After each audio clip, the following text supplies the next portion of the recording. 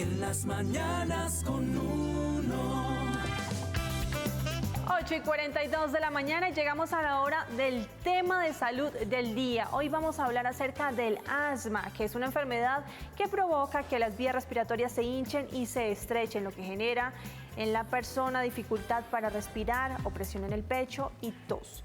Cuando se presenta un ataque de asma, los músculos que rodean las vías respiratorias se tensionan y reduce la cantidad de aire que puede pasar por estas. La mayoría de las personas con asma tienen ataques separados por periodos asintomáticos. Para hablar más del tema, tenemos un experto aquí en nuestro set. Él es el doctor Juan Camilo Pedreros, médico internista. Doctor, bienvenido a Mañanas con Uno. Muchas gracias por la invitación y bueno, estoy acá para poder ayudarle a la gente a reconocer los síntomas, a reconocer la enfermedad y a consultar a tiempo a su médico. El asma, para entenderlo en palabras más sencillas, ¿qué es y por qué se da?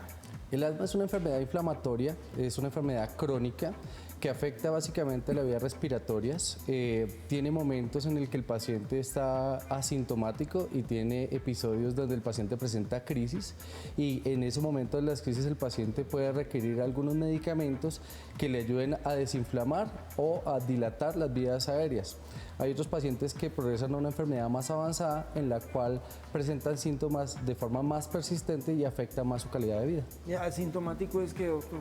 Que en algún momento determinado el paciente puede vivir su vida normal, no tiene ningún síntoma, ¿sí? Pero lo tiene. Pero tiene el asma y digamos se presenta una exacerbación definida porque presenta una infección respiratoria o porque estuvo en contacto, por ejemplo, con un fumador o con un alergeno que induce una respuesta inflamatoria en las vías respiratorias y que le genera una crisis que requiere intervención médica. Yo sufrí de asma, fuerte. Como hasta los, 69, como hasta los 8 o 9 años. Fuerte. ¿El asma se quita o es una enfermedad con la que se debe vivir? Es que mi pregunta iba allá, o sea que yo soy un asintomático de por vida. Digamos que hay personas que presentan episodios broncoobstructivos, digamos, en la infancia, que digamos no son muy repetitivos y que no se catalogan en el contexto del asma. Hay otros pacientes que empiezan a presentar síntomas de forma más frecuente y que en ese contexto, digamos, entrarían en el grupo de asmáticos. Para hacer el diagnóstico de asma se requiere, pues, digamos, de la historia clínica del paciente, de hacerle una valoración minuciosa a sus antecedentes y al paciente como tal, y de unas valoraciones de la función pulmonar para determinar, digamos, el diagnóstico y definirle un pronóstico. ¿Pero puede volver? Puede volver, si el contexto es de asma, puede volver en el momento de una crisis asmática. ¿La enfermedad es hereditaria, se hereda o se va desarrollando a lo largo de la vida, tal vez por una infección, por ejemplo? Pues digamos que hay varios contextos. Lo que sabemos nosotros es que más del 50% de los pacientes que nosotros tenemos tienen una historia familiar de asma, ¿sí? Y hay otros tipos de pacientes que presentan asma, digamos, netamente alérgica, que es, digamos, la que predomina en los adolescentes y en los niños, y hay otras que se presentan por exposición laboral o por otro tipo de circunstancias. Por ejemplo, un asma inducida por algunos medicamentos antiinflamatorios o la aspirina, que generan episodios broncoobstructivos en pacientes quienes toman esos medicamentos. Doctor, hay una consulta que nos están enviando a través de redes sociales y es que existen, primero que todo, varios tipos de asma y en especial hay uno que es asma alérgico que se puede curar al eliminar ciertos alimentos de la dieta. Ok, pues digamos, es importante reconocer que el asma tiene una relación importante con varios tipos de alergias que se pueden relacionar. No está tan propiamente relacionada con las alergias alimentarias, pero sí, digamos, es un proceso alérgico que se puede, estar determinando en la exposición a algunos tipos de alérgenos. No se cura, digamos que todo el tiempo se va a venir presentando. Es importante saber que se presenta de forma más frecuente en los niños y hasta la adolescencia, hasta los 18 años está casi el 70% de los pacientes que tienen asma.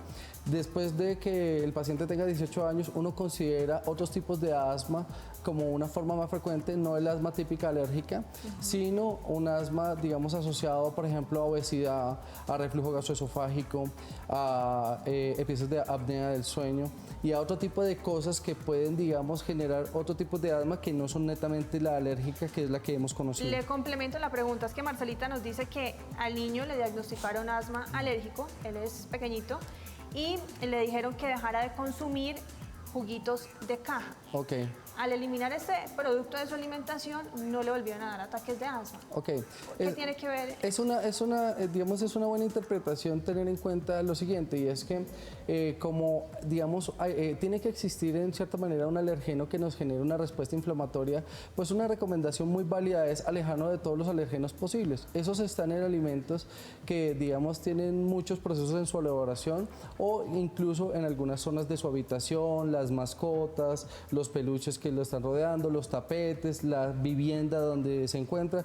Entonces, digamos, no solo, digamos, en la restricción de algunos alimentos, sino en varias cosas que afectan los estilos de vida de los pacientes. Ahora yo voy a contar mi testimonio. Cuéntenlo. Entonces, a los 9 años, Doc, después de haber escuchado todo lo que usted nos está diciendo, medicamentos, cosas que me daban para recuperarme, nada de eso me servía. Lo único que me sirvió fue tomar una decisión de niño a los 9 años y decir, yo quiero jugar fútbol y esta vaina no me va a fregar. Y nunca me volvió a dar asma. ¿Qué pasó? No sé, pero fue una decisión mía de niño. Digamos que pues contó con muy buena suerte empezar por ahí.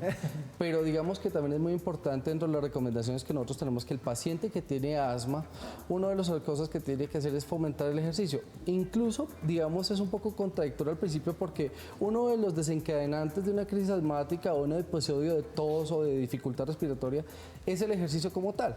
Entonces nosotros creamos programas en el cual, digamos, orientamos al paciente a que haga ejercicio y le enseñamos a combatir una crisis en el momento en el que realiza ejercicio, pero que siga y que continúe con su actividad física, porque eso va a mejorar la función pulmonar, va a disminuir la posibilidad de que presente episodios de exacerbación y por eso va a tener una mejor calidad de vida. Es un error entonces alejar al niño o al adulto de la actividad física pensando que eso le puede afectar más todavía la asma. Digamos que parte de la terapia también es incentivar el ejercicio también. Bueno, tenemos llamada telefónica, doctor. Heracleo desde Puerto Boyacá. Hola. Muy buenos días. ¿Qué hubo, Heracleo? ¿Cómo va Bienvenido. todo? Bien, bien, ¿y ustedes? Bien. Mi consulta es, mi madre tiene 84 años, ¿sí? Y sufre de asma. Ella, digamos, en los tiempos de antes, el problema que se presentó fue cuando cocinaban con leña, ¿sí? Entonces, a ver qué posibilidades hay, si tiene algo alivio para ella. Bueno, esta es una muy buena pregunta porque a veces se tiende, digamos, a hacer una confusión entre el asma y la enfermedad pulmonar obstructiva que es generada por la exposición crónica al humo de leña o al humo de cigarrillo.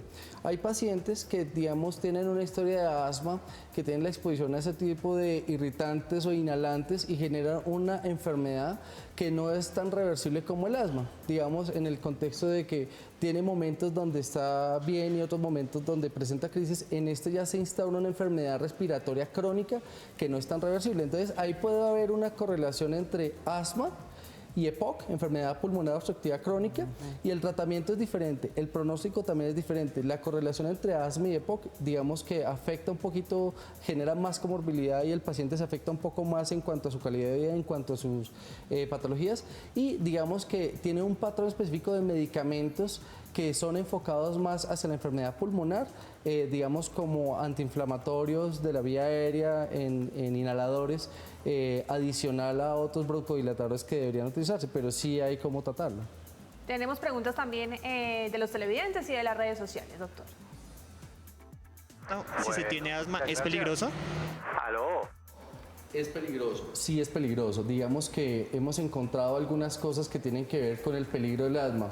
Una es, por ejemplo, cuando el paciente es muy sintomático, digamos, presenta tos diurna, tos nocturna, pese a la terapia que se le está instaurando, utiliza más de un inhalador broncodilatador al mes o en algún momento ha estado en una unidad de cuidado intensivo, ha requerido algún soporte, digamos, de respiración artificial para manejar la crisis, esos pacientes pues tienen un riesgo, digamos, mucho mayor que el del resto de la comunidad. Sí es una enfermedad, digamos, peligrosa. Ahora, no solo lo peligrosa, sino que el impacto que tiene en la vida social y laboral.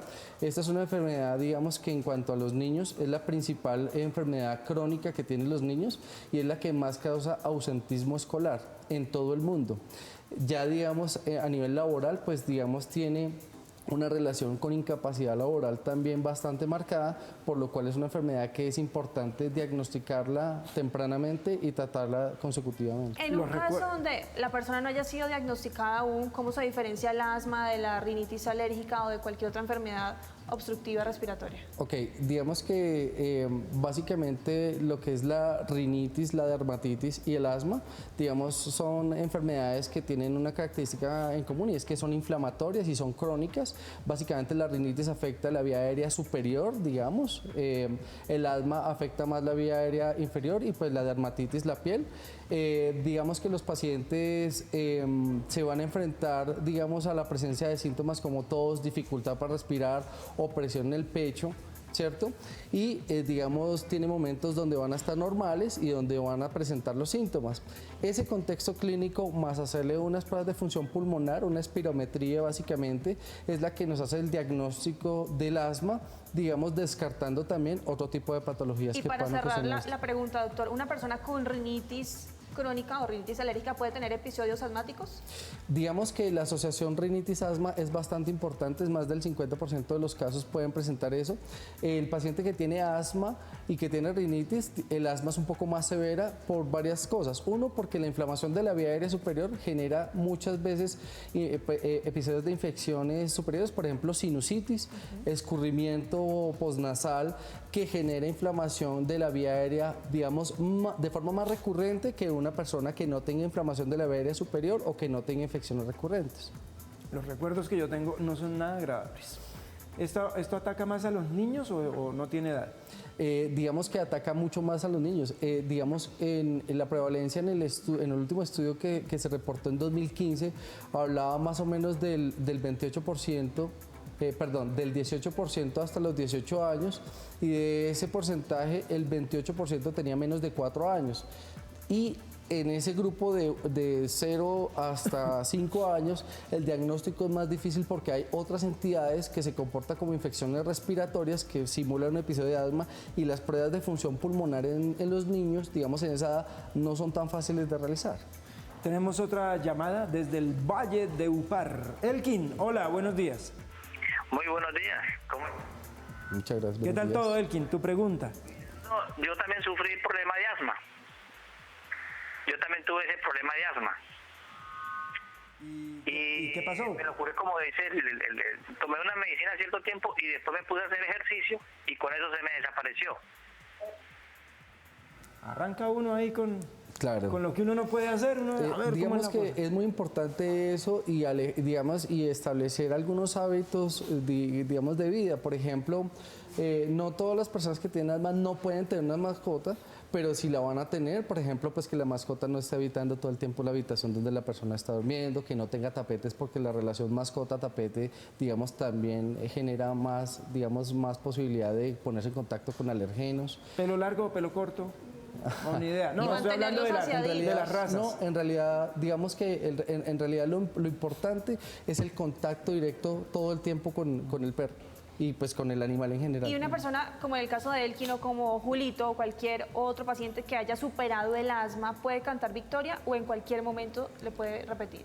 Digamos que si el contexto de diagnóstico es asma, en cualquier momento podría regresar. Pero por eso sigo haciendo ejercicio. Exactamente. Eso sí, la barriga sí no baja. Tenemos más preguntas, doctor. ¿Un asmático puede realizar ejercicio? Lo que estamos Entonces es lo que diciendo, hemos hablado todo el tiempo. Además de todo, está bastante recomendado. Lógicamente, hay que saber que en el episodio de exacerbación aguda, pues no es el mejor momento para realizar actividad física. ¿Qué debe evitar una persona asmática? Debe evitar la obesidad, debe evitar engordarse, debe evitar el contacto con inhalantes tóxicos, con humo de cigarrillo, debe evitar el reflujo si, digamos, llega a presentar algún síntoma, consultar, digamos, para eso. Y pues, digamos, debe generar un proceso ambiental, no sé si sea la palabra, su sitio de trabajo, su sitio de vivienda, para que esté en menos contacto con alergenos que le produzcan una crisis. O sea, ¿los inciensos y esas cosas aromatizantes pueden servir o mejor Podrían no? servir para generar una crisis. Podrían servir para eso. Son horribles. Tenemos una pregunta más de nuestros televidentes. Buenos días. ¿El asma empeora con la edad? Digamos que el asma Hay unos tipos de asma en algunos pacientes que se vuelve crónico, que hace algo que se llama la remodelación de la vía aérea, en el cual el paciente no tiene una reversibilidad completa con la terapia que se le da, sino que mantiene una inflamación crónica y constante de la vía respiratoria, y es cuando el paciente que tiene un asma empieza a comportarse con una enfermedad pulmonar obstructiva crónica, que digamos es un paciente más sintomático y que ha afectado más su calidad de vida. No es un grupo grande el que llega a este episodio, y se presenta más con el asma diagnosticada después de los 18 años y que tiene exposición laboral o otro tipo de alergenos. Si no se tiene, perdona, Moni, si no se tiene, no sé, el medicamento a mano y alguien empieza una crisis de asma, ¿es mejor correr de una al hospital? Claro, es mejor correr al hospital porque indudablemente corre en riesgo la vida del paciente, sobre todo los pacientes que tienen esa historia de haber presentado exacerbaciones muy severas.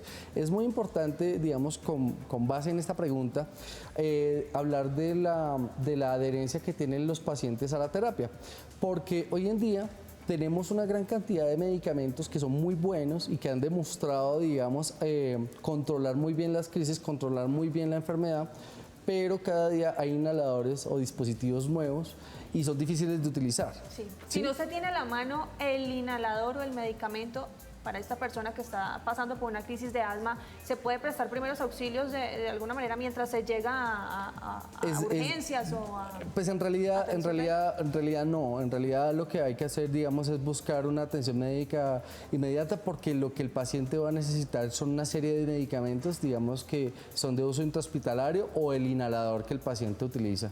Lo que usualmente hacemos nosotros es que le decimos al paciente en la consulta: vas a tener una crisis asmática y cuando la tengas vamos a empezar este inhalador, y mientras que vas iniciándolo vas a llegar al servicio de urgencias. Cuando llegue, pues digamos, hay una oportunidad de haber dilatado un poquito la vía aérea y va a ser mucho más fácil darle el tratamiento, y el pronóstico también va a cambiar. El remedio de mi adorada madre para que no me dieran crisis era la camisilla valletilla roja y el periódico picado. Sí, dicen también que el aceite de hígado de bacalao ayuda a prevenir, ¿no? Pues digamos que esos son creencias populares y que muchas personas hablan de su experiencia y son muy válidas en el sentido en que, pues digamos, ellos tienen alguna recordación frente a este tipo de eventos. Yo pienso que mientras que no abandonemos la medicina que tiene evidencia y con la cual nosotros tenemos la experiencia de tratar a los pacientes, todo es válido y lo podemos seguir haciendo. Tenemos preguntas también de las redes sociales, doctor. Y esta es la inquietud de Juanita. ¿Los corticoides inhalados pueden afectar el crecimiento de mi hijo? Digamos que es importante saber que lo que más afecta el crecimiento o el desarrollo del bebé digamos, en el estado de embarazo de una asmática es las exacerbaciones frecuentes, más que los corticoides inhalados. Los corticoides inhalados, digamos, tienen una serie de dosis. Usualmente en ese grupo de pacientes utilizamos dosis bajas, y adicionalmente, como son inhalados, pues digamos que obtenemos una respuesta básicamente en la vía donde se utiliza, que es la vía inhalatoria, o digamos en el sistema pulmonar. Son muy pocos los efectos que tenemos con esos esteroides inhalados de forma sistémica, ¿sí? Pero digamos, para responder la pregunta, es mucho más deleterio el no control del asma que digamos la utilización de los esteroides inhalados. Tenemos otra pregunta en redes sociales, doctor. Lorena, es en mi primer embarazo, es mi primer embarazo y tengo asma. Quiero saber si mis medicamentos le harán daño al bebé. Sí, es lo mismo que comentábamos ahora. Digamos que hay medicamentos que por la vía como se utilizan son bastante seguros para utilizar en el embarazo. Pues doctor, muchísimas gracias por habernos acompañado. Noto que es fiel hincha del Real Madrid. Sí. O sea, ¿Por qué lo dice? No, pues por el pin, mire, tiene el pin ahí al lado. Por el dijecito. Sí. ¿En dónde lo puede consultar la gente, doctor, si requiere más información sobre este tratamiento, sobre este tema? Pues digamos que ahí la página de la Sociedad Colombiana de Neumología, asoneumocito.com o .org, no recuerdo exactamente en este momento. Ahí está, digamos, una información para los pacientes, hay una información para personal médico también. Digamos que eso es bastante fácil de leer para todas todas las personas y tiene una gran cantidad de respuestas para todos los que tenemos muchas preguntas en ¿Y cuanto a usted maneja redes, doctor? Yo manejo mis redes sociales personales. Si quiere, la puede dar, si quiere, mi doctor, no lo obligo. No, pues en Facebook estoy como mi nombre, Juan Camilo Pedreros. En Twitter estoy como @Camilo_7183. O me pueden escribir al mail que se llama gerencia@neskencare.com. Ese es el mail de la empresa que tengo, entonces ahí es donde usualmente respondo este tipo de cosas. Muchísimas gracias, doctor, Bueno, muchas por gracias por la habernos invitación. acompañado.